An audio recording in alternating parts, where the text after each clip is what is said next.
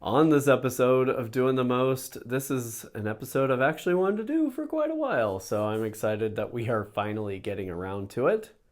We're going to be testing myths about rapid aging of wine and mead.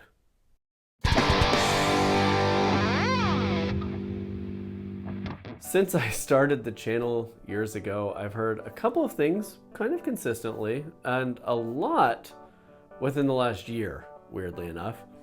And both of them are methods for rapid aging that people are curious about. Apparently, just, brewing something, sitting in a closet, and waiting for a while is not enough. We have a lot of impatience in this hobby, and so folks are looking for ways of hacking the system, essentially. You see these articles about how they are aging whiskey at sea and using tidal forces to rapidly age whiskey to make a 3-year whiskey taste like a 5-year whiskey or whatever. And so folks are curious about that. And there are some bold claims out there on other YouTube channels and on Facebook about pasteurization, for example, rapidly aging mead or wine. And you also see folks talk about using ultrasonic cleaners, those ultrasonic waves that typically you would use for cleaning a ring or a necklace or whatever, but using that to rapidly age your mead or wine. And some folks have claimed success using it to rapidly age oaked moonshine to turn it into a whiskey. I have to throw a huge thank you to Vevor for sponsoring this video. I've got coupon codes, and they're not just for ultrasonic cleaners. You can use your coupon code for anything. They make a ton of brewing equipment, including some cool electric all-in-one systems that my friends swear by. So check out Vevor's website, use my code, use that link to get your stuff, and you'll save a little bit of money, and obviously it provides a little encouragement for Vevor to continue sponsoring videos here on the channel. They sent me their ultrasonic cleaner. This thing is hands down awesome. Probably the coolest thing that they've sent me so far. And it works great as an ultrasonic cleaner. That's its base role, right? You put stuff in there, it vibrates it, and all the gunk comes off. You can use it for cleaning brewing supplies, jewelry, stuff that you find in your garage, whatever. It works great for that. I can swear by it for that. It's exceptional. However, we'll see how well it works for rapidly aging a wine, and if it doesn't work well, that's not a knock on Vevor, it's just a knock on the process. But we'll get to that in just a little bit. So for this video, we use the best ultrasonic cleaner that Vevor has to offer. I would encourage you to check it out if you're looking to get one for your brewing gear or your other hobbies or whatever. And again, you can use that coupon code on whatever you want. And so the question is out there, do any of these things actually work? And so for this video, we are finally going to be putting it to the test. We're going to try pasteurizing using an ultrasonic cleaner. And yeah, inspired by my buddy over at Man-Made Mead, we are going to be throwing a wine into the dryer and see how that works. So this is a pseudo-scientific test because there aren't any baseline metrics out there for how long a tumble in the dryer allegedly ages a wine, or how long using an ultrasonic cleaner advances the age of a mead. And so we're kind of just shooting in the dark here. And so for the ultrasonic cleaner, I did 8 hours. For the dryer, I did 6 hours. And for pasteurizing, I just did a standard pasteurization process. So the experiment is as such. We're going to put 3 bottles through 3 different tests. And we're going to also have a control bottle so we know exactly what did or didn't change in our test bottles. And then at the end of all the testing, I'm going to wait a couple weeks and take them to my buddy Man-Made Mead's house and have him try them blind and tell me if he picks up really any remarkable differences in these wines. And these are super young wines. They were bottled at about 4 months. That's 4 months since yeast pitched, so they're very young, and all of them could benefit from 6 months or a year of age. Here's the experiment. So this thing is huge and awesome. I really like this. This possibly might be my favorite thing Vevor has sent me for a sponsored video, and I really enjoyed getting to know this piece of equipment and learning how it works. For this test, I put 3 bottles of very, very young fruit wine in, and I let it run for about 8 hours. So you just fill it up with water to cover whatever's in your basket.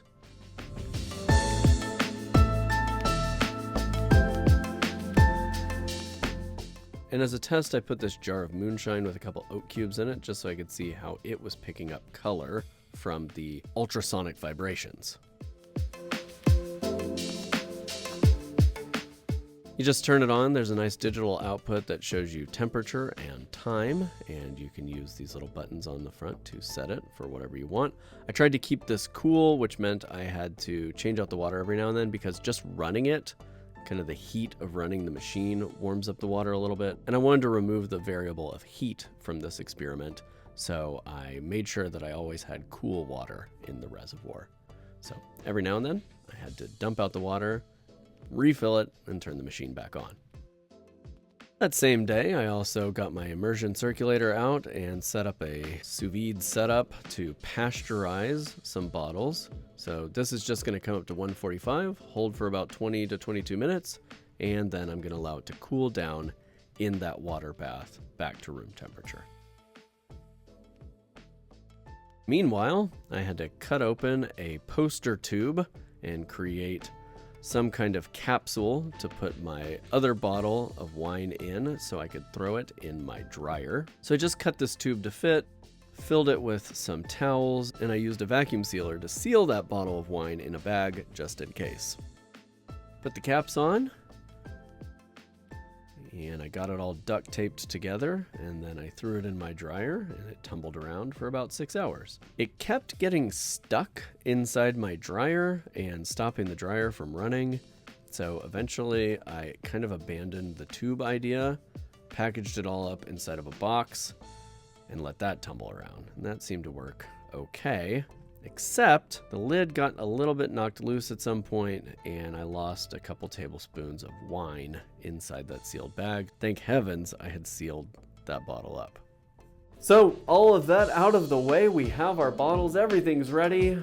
So one night, about a week ago, I took them over to my buddy Man Made Mead's house, and we cracked them open to see what, if anything, changed. I will warn you in advance, this is young. It's not carbonated.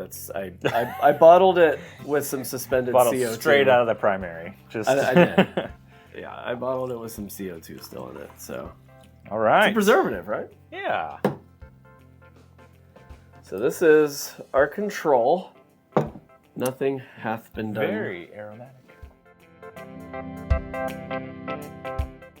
Got some of that youth in there. Yeah. There's some. Yeah. You can see why I chose this one, right? You've picked well. His eyes are watering over here. It's very young. Very, very young. Yeah. It's very tart. It's very disconnected. Yep. Great. All right, control. Noted. Okay, so don't look at these. Let's go with our next one here. Okay, so we had our control. Here's our A. Mm-hmm.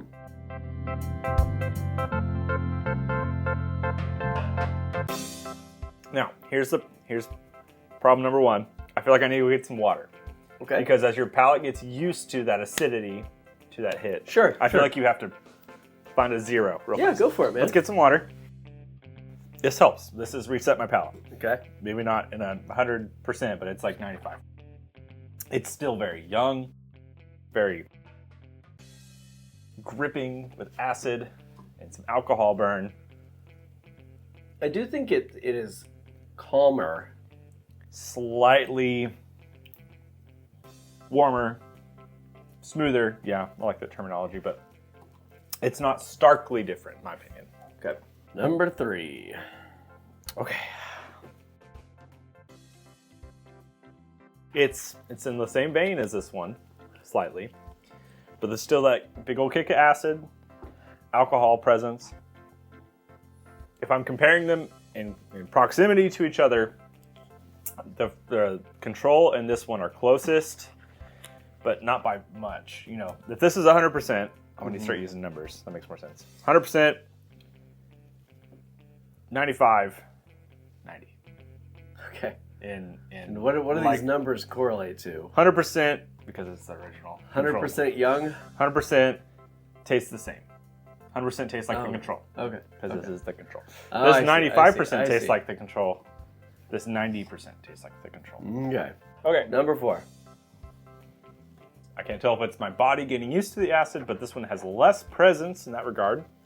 I don't want to, color your opinion at all, but I don't really taste a dramatic difference between any of these. Yeah, I just went back to the control on that one. It's the same. I think they all taste basically the same. Yeah. I'm gonna go back to this one. This is also the one. looking for something. You know what I mean? Like sometimes in your brain, you're like, I'm searching for that idea. I will agree that number 2, the acid profile feels less intense than the other ones. Not by much. It's still there. They are so similar. Yeah, honestly, number 2 and number 4 taste pretty similar. Mm-hmm. And I have a feeling I know why. Which one's the best? I would not say the control. I would not say 3. It's between 2 and 4. I would say 2. Okay. But Interesting. like I said, 2 and 4 taste similar. I'm just I kind think of 2 picking and 4 one. taste basically the same. I don't notice much profound difference Yeah, between I'm those two. literally just picking between the two at that point. There's no reasoning, to be exact. Okay. So the control was what it was. Just a fruit wine. Number 2. Sat in my sous vide and pasteurized for like a typical pasteurizing process. So I used the immersion circulator, took it to 145 for 20 minutes, and then let it cool down in the water bath. Okay. This one sat in the ultrasonic cleaner for 8 hours and just vibrated around in there for 8 hours. Didn't really do much. Yeah. This one bounced around in my dryer for about 6 hours.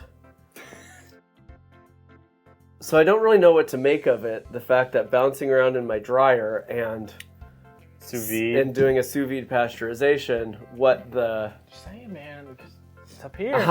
That's part of it. I think maybe it's the heat cooking some stuff, maybe breaking down a little bit of the acid in there. Yeah. But the difference is not major at all. Yeah, I mean, I'm going back to my 100%. None of these are beyond 10% different. Yeah. And I know some people are going to be like, well, that's enough. It's like, well... Yeah, but does this taste 6 months to a year older than this? No, they all still taste like they're the same age. Mm-hmm. Mm-hmm. It's just The alcohol burn is still present. The acids are slightly less. Yeah, that's the only variable I taste here is that, and I don't know why it would be that way. I mean, I guess like... I mean, the heat maybe can break down... Maybe. Or like lead to some sort of chemical reaction that changes the acid structure or something. It's still gripping. Yeah.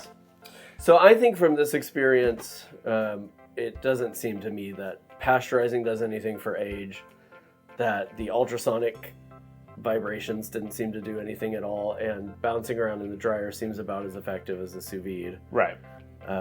Which was just thrown in, as a joke. Yeah.